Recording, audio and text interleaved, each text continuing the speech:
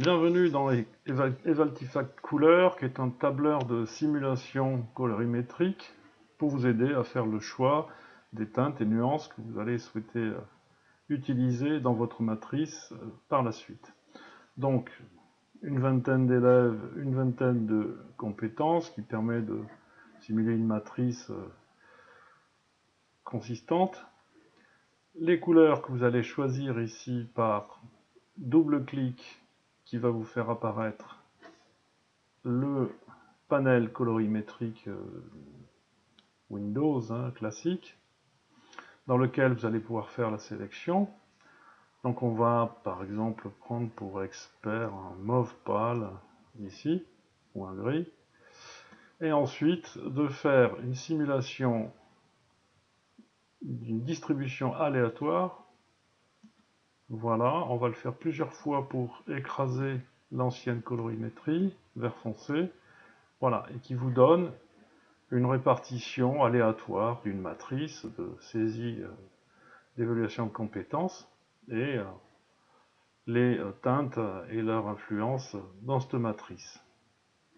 Lorsque vous avez fini de faire le choix de vos différentes couleurs, vous pouvez ici les stocker dans cette colonne avec leurs indicateurs, puisque à chaque fois sera calculée la moyenne générale et les moyennes individuelles de chaque élève. Vous pouvez décider de faire un dégradé, d'essayer au moins.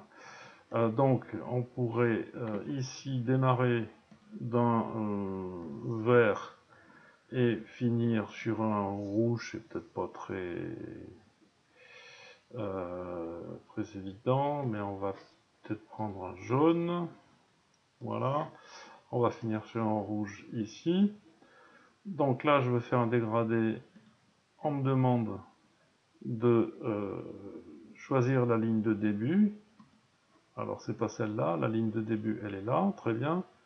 Oui, je prends ça comme ligne de début, et je vais sélectionner la ligne de fin du dégradé, c'est-à-dire la dernière ici, et je vais relancer le dégradé. Voilà, donc là j'ai un dégradé du jaune vers le rouge, et je vois ce que peut donner cette distribution aléatoire dans le tableau en faisant plusieurs passages pour écraser les anciennes couleurs.